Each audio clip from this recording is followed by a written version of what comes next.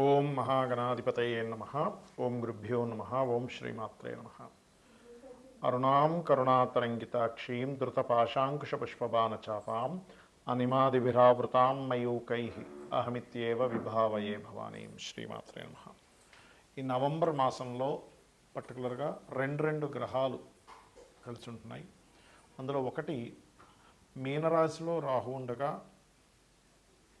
మనకి కుంభరాశిలో రాహు ఉండగా మీనరాశిలో ఉండేటువంటి శని రాహుతో కలుస్తున్నాడు. అంటే కుంభంలో రాహువు, సింహంలో కేతు ఉన్నాడు. అయితే ఇక్కడ మీనం రాశిలో ఉండేటువంటి శని వక్రించి రాహువుని కలవడం చూడడానికి వేరువేరుగా ఉన్నట్టు ఉంటుంది, కానీ వక్రించినప్పుడు తన ఎనర్జీ వెనక రాశుల మీద, కుంభరాశి మీద పడుతూ ఉంటుంది శని యొక్క ఎనర్జీ.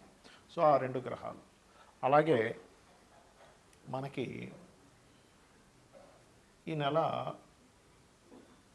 బుధుడు కుజుడు కలిసి వృశ్చికంలోని, మరియు అదేవిధంగా రవి శుక్రుడు కలిసి తులారాశిలోని, మరింత కొంతకాలం తర్వాత ఈ బుధుడు శుక్రుడు కలిసి మరలా తులారాశిలో, ఇలా రెండు ప్లానెట్స్, రెండు శుభగ్రహాలు ఒకసారి నీచభంగ రాజయోగం కలవడము, మరొకసారి అగ్రెసివ్ ఇచ్చేటువంటి ప్లానెట్ బుద్ధికి సంబంధించిన ప్లానెట్ రెండు కలవడం, ఈ డిఫరెంట్ కాంబినేషన్స్ వల్ల ద్వాదశ లగ్నాల వారికి, లగ్నం తెలియని వారు రాసి చూసుకోవచ్చు, వీరికి ఏ విధమైనటువంటి ఫలితములు జరగనున్నాయి, ఏ విషయాల పట్ల జాగ్రత్త వహించాలి అని చెప్పి చూసుకున్నట్లయితే, అయితే ఈ విషయాలు చెప్తుంది నేనైనప్పటికీ కూడా చెప్పేస్తుంది సాక్షాత్ లలిత అమ్మవారిగా భావిస్తూ ఒక్కొక్క విషయం మనం తెలుసుకుందాం. కుంభం వారికి కనుక చూసుకున్నట్లయితే ప్రధానంగా ఇక్కడ రాశిలో రాహు ఉంటూ వక్రించిన శని రాహుతో కనెక్ట్ అవుతున్నాడు. ఇది కొంతవరకు చూసుకుంటే కనుక ఈ కుంభం వారికి ఎప్పుడైతే రాశిలో రాహు ఉంటాడో ఇది పర్టికులర్గా ఇచ్చేటువంటి రిజల్ట్ ఏమిటి అంటే, ఈ రాహువు శనితో ఎప్పుడైతే కనెక్ట్ అవుతున్నాడో, ఇది కొంచెం మందగ్రహంతో సంబంధాలు ఉంటున్నాయి కాబట్టి ఈ మందగ్రహం ఏదైతే ఉందో ఈ శని రాహుతో ఉన్నందుకు పర్టికులర్గా ఈ కాంబినేషన్ ఇచ్చేటువంటి రిజల్ట్ 100/100% కొంత ఇల్యూజన్ని, ఇమాజినేషన్ని క్రియేట్ చేస్తూ ఉంటుంది కుంభం వారికి. కాకపోతే మీరు ఎప్పుడైతే నిత్యము ఉదయం నిద్రలేచి కొంచెం దుర్గా ఆరాధన, కాలభైరవుని తలుచుకోవడం, ఓం కాలభైరవాయ నమః అని చెప్పి తలుచుకున్నట్లయితే ఖచ్చితంగా బాగుంటుంది. అయితే ఇక్కడ రెండు గ్రహాల యొక్క దీంట్లో దశమ స్థానంలో కుజుడు తన ఓన్ హౌస్లో ఉంటూ పంచమాధిపతి అయినటువంటి బుధుడితో, అష్టమాధిపతి అయిన బుధుడితో కనెక్టివిటీ ఉన్నందుకు చేస్తున్నటువంటి ఉద్యోగంలో కాస్త ఒత్తిడి ఎక్కువగా ఉండడము, స్ట్రెస్ ఎక్కువైపోయి లేదు నేను మారిపోవాలనుకునేటువంటి నిర్ణయాలు తీసుకోవడము, చేస్తున్న ఉద్యోగంలో అక్కడే ఎవరైనా సరే మీరు మిమ్మల్ని ఎవరైనా ఇష్టపడడం వల్ల అది కొంత ఘర్షణగా మారడము, ఇటువంటివి బలంగా చూపిస్తున్నాయి. అదేవిధంగా తాతగారు ఆస్తికి సంబంధించిన విషయంలో కూడా కొన్ని మీరు చేస్తున్న జాబ్ మూలంగా కూడా కొన్ని వదులుకోవాల్సిన పరిస్థితి లేనట్లయితే వాటి మూలంగా కొంత స్ట్రెస్ అనేటువంటిది ఇస్తుంది. అయితే హయ్యర్ ఎడ్యుకేషన్ స్థానంలో ఎప్పుడైతే మీకు రవి ఉండి నీచంలో ఉన్న నీచభంగ రాజ్యోగం ఏర్పడినందుకు హైయర్ ఎడ్యుకేషన్కి మీరు చేసే ప్రయత్నం ఫలిస్తుంది. సెకండ్ మ్యారేజ్, ఫస్ట్ మ్యారేజ్ కాదు, ఎందుకంటే 7th హౌస్లోకి అయితే ఉన్నప్పుడు ఇది వివాహ బలంగా చెప్పం మనం గోచారంలో.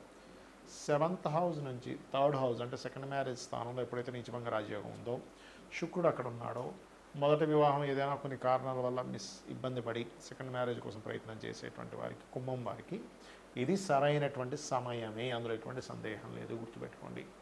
ఇక మీరు నిత్యము చేయవలసిన దేవతారాధన విష్ణు ఆరాధన, కాలభైరవుడు అష్టకము, నరసింహస్వామి యొక్క ఆరాధన చేయండి, అన్ని విధాలు బాగుంటుంది. చాలామంది జాతకం చెప్పించుకోవడం వల్ల ఉపయోగాలు ఏమిటి అనేటువంటి అడుగుతున్నారు. అయితే నేను మీకు ఒక క్లారిటీ ఇస్తున్నాను, గుర్తుపెట్టుకోండి. జాతకం చెప్పడం అంటే ఎంతసేపు ఏలినాటి శని ఉంది, మీకు ఫలానా కాల్సర్పయోగం ఉంది, పెద్ద గండం ఉంది, ఇలాంటివి మాత్రమే కాదు. అవన్నీ చాలా చిన్న అంశాలు ఏలినాటి శని అనేటువంటిది. ఎందుకంటే నేను నా ఎక్స్పీరియన్స్తో చెప్తున్నాను. జాతకం చెప్పిన తర్వాత ఏమంటే నాకు ఏలినాటి శని మీరు మాట్లాడలేదు అంటాడు. అది కాదు, అసలు జాతకం చెప్పడం అంటే కేవలం ఏలినాటి శని గురించి మాట్లాడడం కాదు. ఇది ఫస్ట్ గుర్తుపెట్టుకోండి. మీ జాతకం ఏం చెప్తుంది, మీరు పడుతున్నటువంటి శ్రమకి, మీరు టైం స్పెండ్ చేస్తున్నటువంటి సమయానికి ఏ మార్గంలో వెళ్తే మీకు అన్ని విధాల లైఫ్లో బాగుంటుంది అనేటువంటి ఒక పర్ఫెక్ట్ డైరెక్షన్ని చూపించేది జ్యోతిష్యం, గుర్తుపెట్టుకోండి.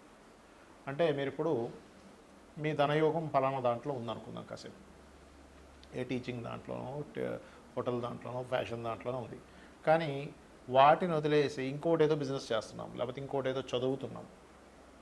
అంటే మనం వెళ్ళాల్సినటువంటి డెస్టినీ ఏదైతే ఉందో ఆ రూట్లో మనం జర్నీ చేస్తే ఆ డెస్టినీని ఎలా చేరుకుంటామో, అలాగే జన్మజాతకంలో చాలా క్లియర్గా మనం ఒక బిజినెస్ స్టార్ట్ చేస్తున్నాం, ఇది రైట్ టైమా కాదా, లేనట్లయితే మనం ఒక విషయాన్ని చదువుతున్నాం, ఒక ఒక విషయం నేర్చుకుంటున్నాం, ఒక స్కిల్ కావచ్చు, లేనట్లయితే ఏదైనా కావచ్చు, అది మీకు ఎంతవరకు పనిచేస్తుంది, లేదా ఒక ప్రాజెక్ట్ స్టార్ట్ చేస్తున్నారు, this is the right time or not only project ఒకటే కాదు, చదువుకోవడం ఒకటే కాదు, బిజినెస్ ఒకటే కాదు, మీ లైఫ్లో మెయిన్ ఈవెంట్స్ ఉంటాయి.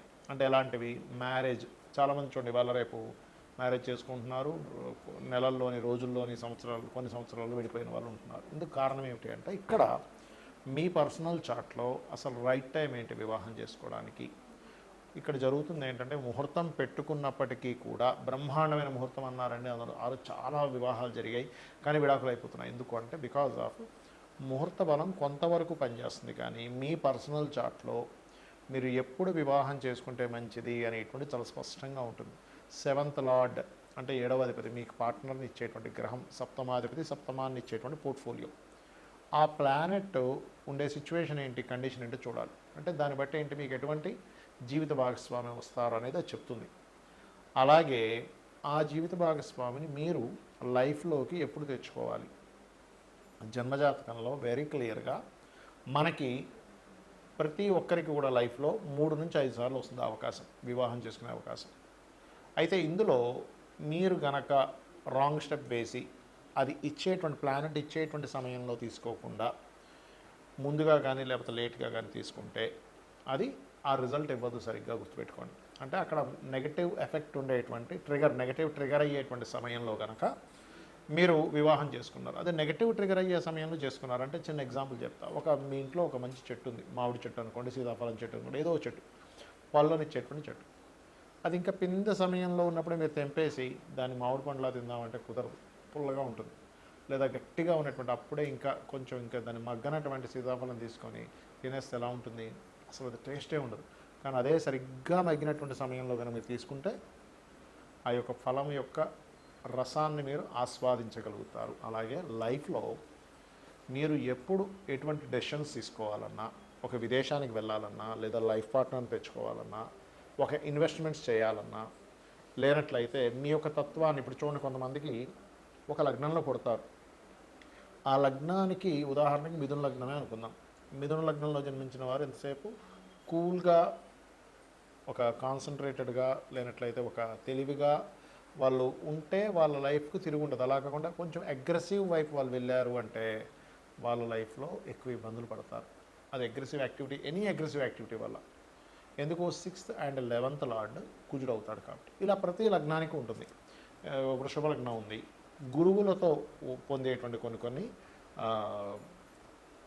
పొందాల్సినవి వీళ్ళ ఆలోచన విధానం వల్ల కావచ్చు మిస్ అవుతూ ఉంటారు. కాబట్టి గురువులతో జాగ్రత్తగా ఉండాలంటే మనకి జన్మజాతకంలో ఏ లగ్నంలో పుడితే ఎటువంటి కర్మ అనుభవించడానికి, ఎటువంటివి మనం పొందడానికి పుట్టామనేటువంటిది ఉంటుంది. అంతేగాని కేవలం ఏదో ఏలినాటి శని ఉంది, అర్ధాష్టమ శని ఉంది, అష్టమ శని ఉంది, మీకు కావాల్సిన ప్రయోగం ఉంది, ఇవి కాదు.